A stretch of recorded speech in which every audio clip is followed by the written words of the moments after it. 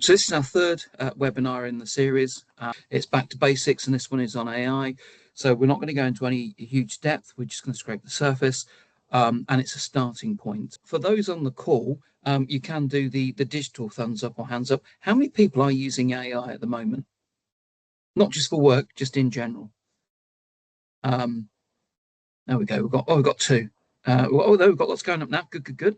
It will be helpful in the chat what they're using it for.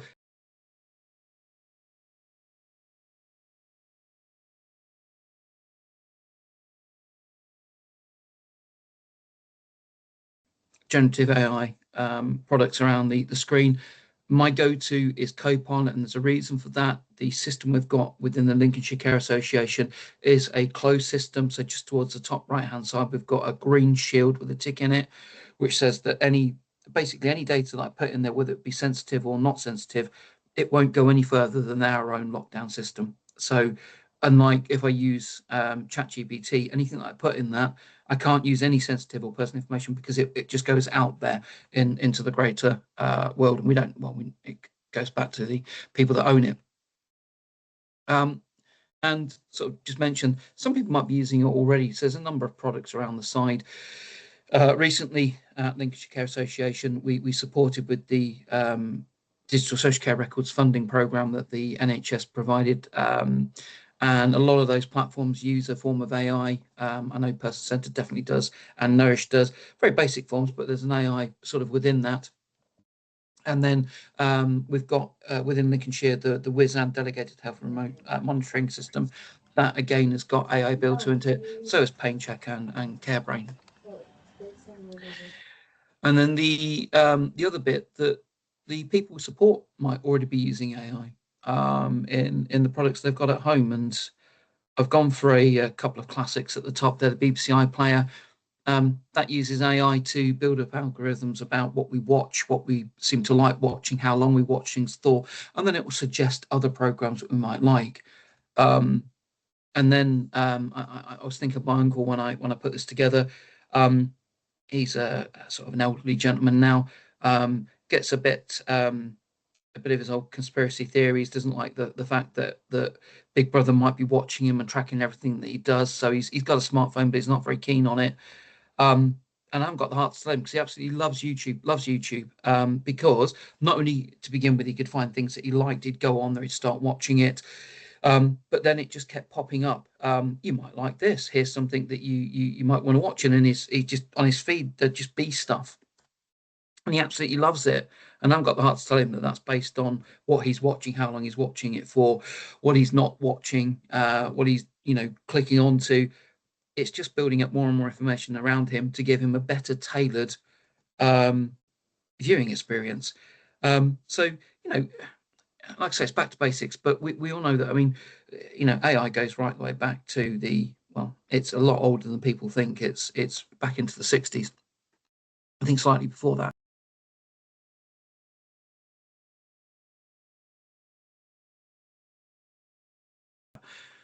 Um, so first caveat before anybody, and this is basically for frontline staff. I have spoken to people within the office sort of settings before, but this one's more for frontline staff. But anybody using AI, before anybody uses any form of AI, they must check, read, and understand their company's AI policy, um, so that we have an understanding of if we are allowed to use it, and if we are allowed to use it, what we use it for. If your company doesn't have an AI policy, then you still need to go and talk to somebody about what your intentions of using AI for. We like any form of carrying up in social care for over 15 years now. We can't just go and do things because we want to. There are rules and regulations that we have to adhere to, and we've got to make sure that we're not doing anything sort of outside of that. So assuming that we've checked it, the company that we work for will allow us to use AI. Okay, so what next? Well, I wouldn't go doing anything too massive or major. I'd start with something small, use it for something safe, non-personal task, and treat it like a second opinion to begin with. So just as a bit of a guide. And this is something I mentioned that we've done some work with sort of the office administration side of things. We put together a little flow chart, and I think a lot of that sort of really applies to frontline as well. What's safe to put into a generative AI like ChatGPT or Gemini, and what we shouldn't be putting into it. But to make it more simple, I think of AI, you should treat it like any other piece of or anything else you're going to give information to, whether it be paper-based or stuff that we store and then share verbally. Um, I think sometimes things happen for a reason. And when I first came into social care a long, long time ago, my colleague, uh, well, basically a social worker, phoned up, said, could they have some information on Mrs. McGubbins? And my colleague just gave it, just willingly gave it. And again, being new to the industry, didn't seem odd to me. It was only later on that it turned out that it wasn't a social worker at all. It was a family member within a certain type of family dynamics where that family member had been excluded for whatever reason. They weren't being included in the communications. They had rang up, and I think there was something on file that the person we were supporting didn't want this family member to have information. And obviously, when they were rebuffed the first time, they obviously went away. They had a thought about it. Maybe somebody said, "Oh, you should say that you're this person." But it just opened my eyes, because again, I wouldn't have thought if somebody phoned up and said they were a social worker, I'd have yeah, probably given information until that happened. And you think, oh, I better not do that sort of thing. So again, the same with AI. We shouldn't be putting anything in there that any sensitive or personal information. And I sort of, when I prepared these slides, I sort of thought about it, and it's this next bit that I'm going to bring up, which is something that was on the BBC, but I've also listened to some TED Talks, which are sort of American based, or in countries that don't have the wonderful NHS system that we've got, with all the GPs and pharmacists and all the three support that we can go and access. But I felt that I really do need to point this out, that we shouldn't be using any form of AI. What we do in our own personal lives, completely down to the individual, but in a work sense, we shouldn't be using AI. We shouldn't make any clinical decisions. So we shouldn't be using AI to try and diagnose things. Reoccurring articles about where AI has been used to, and this one goes into a bit of depth, but I don't really care about the depth of how many times AI got it right, were okay, or got it drastically wrong. We mustn't be doing it. So that out of the way, down to the crux of the call, really. So I don't know how many people out there have been delivering care, and they've gone to somebody. I know back in the day when I did hands-on care, you go to somebody. For me, it was usually sort of a lady, to be honest. A lot of the gentlemen I could find some sort of common ground to start a conversation. There was occasions where I struggled, but with ladies, there was a lot of the times where, especially, they wanted more female support workers, but for lunch calls, tea calls, where there was no personal care involved, I'd go out and support. But quite often, and care plans, and I hope care plans have got a lot better. But back in the day, for me, care plans, when it came to hobbies and interests, used to state that they like watching television, and maybe reading. Not what they like watching or what they like reading. But the flip side of that is I try and support other support workers. We had a wonderful gentleman who I got really well with. Big Celtic fan. It was obvious when he went into his room; it was covered in Celtic paraphernalia. But even I got that wrong. I'd go onto the internet, I'd look at the recent results, I'd go in, I'd have a chat with him, and he'd start a conversation, but he'd sort of seem a little bit disinterested. And it was my naivety. The gentleman that I'm talking about did have dementia, so the modern stuff wasn't really. It's Celtic he loved, but the modern stuff wasn't really clicking with him. It just wasn't. Yeah, it just wasn't for him. So then I started listening to him talk about certain players, and I'd then just go back to the internet, type in that certain player, find out who they were, how long they played for Celtic, if they were a Scottish international player, whatnot. But now I could just put that all into Copilot, ChatGPT, Gemini, whichever, and I could ask for tailored responses. So it just gave me something more of an in to talk to somebody about. Another thing that I can't help but smile, So as a trainer, I'd go out to a number of branches, and one particular branch had a wonderful administrator who just happened to be Polish. And I've always found in life that if you're just nice to people, just act yourself. When you get stuck, need a little bit of a help, that they're quite often more willing just to go out of their way to help a little bit. And as a trainer, occasionally I'd maybe, whether it be a last minute switch, we don't need to go and deliver first aid tomorrow. We want you to go and deliver I don't know, food safety or infection control prevention. And that would mean that I'd need different paperwork, and normally I was very, very organised. But if I hadn't got the paperwork, and back in the day when it was all printed off, I'd have to, beg the administrator to print some stuff off for me. So I used to, because she was Polish, just learn little phrases. And I'll never forget, I think it was something like hello and good morning, but I got the pronunciation completely wrong, which made her laugh. I mean, she was really chuffed that I tried to learn a bit of Polish, but she found it very amusing that I'd got it completely wrong. And over the sort of the years that I worked with her, sadly it's all gone now, but I learned quite a few phrases. But that was old school. Now, especially you've got an AI on your phone, so Gemini's on mine, so I could, if I want to, have the talking version. They would sound that back to me, and I could even talk to them, and they could critique my pronunciation of a language. And the reason I bring this up is I mean, I did all my social care work within Peterborough, very multiculturally diverse city, and we had, I'm not say hundreds of different languages, but it was an awful lot of different languages, and we used to struggle a little bit with just building up that relationship with the person we were supporting and their family. So it might just help. Another one, a little hit, and I got a little caveat with this one as well.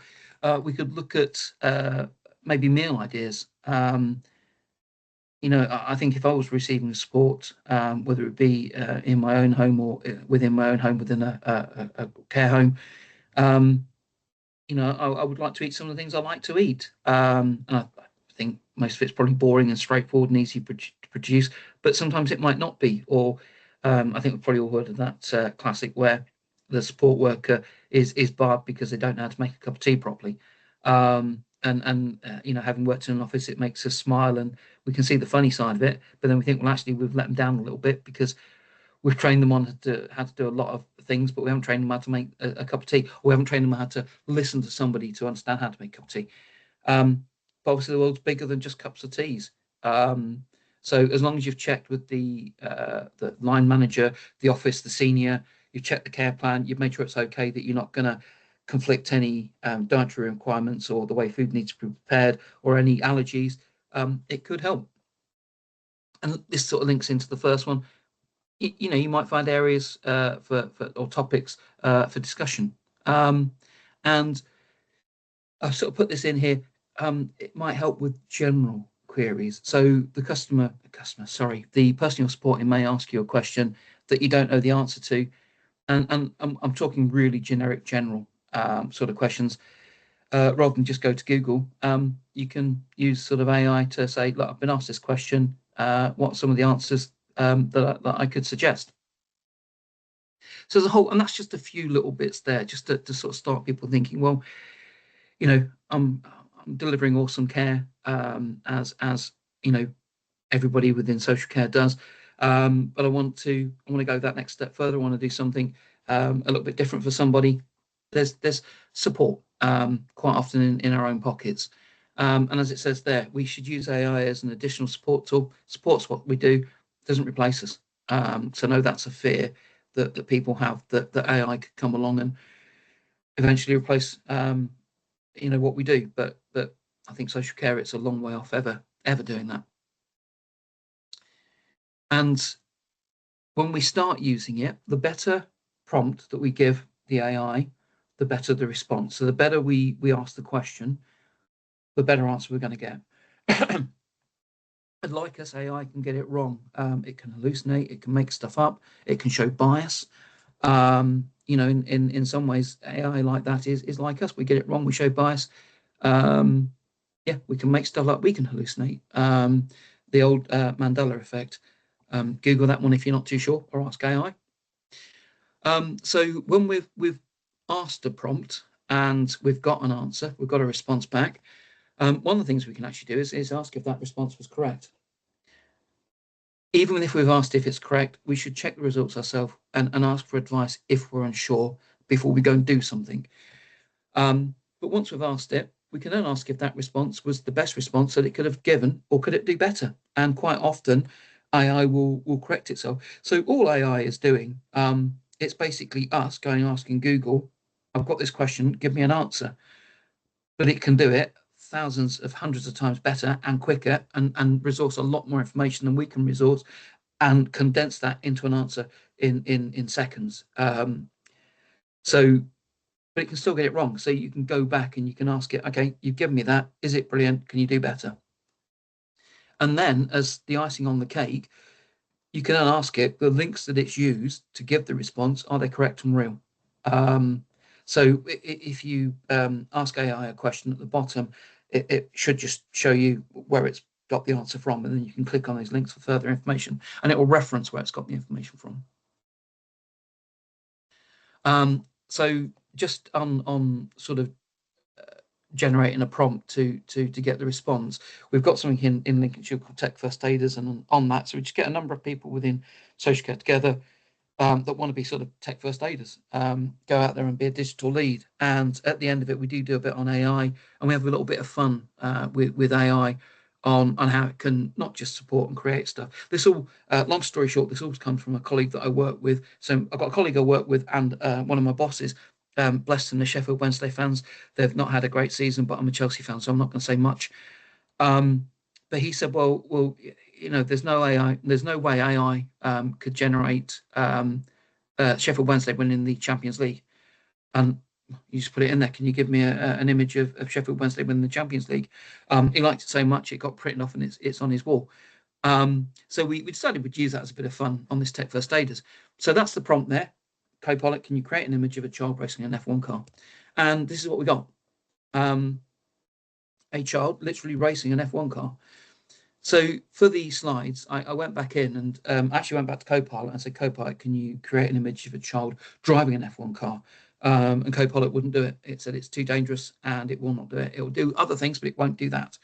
So I went to ChatGPT. Obviously, don't think it's as dangerous. And, the better prompt gave me a better response. So that's sort of AI back to basics in a nutshell. But some things for us to never forget. AI is not real.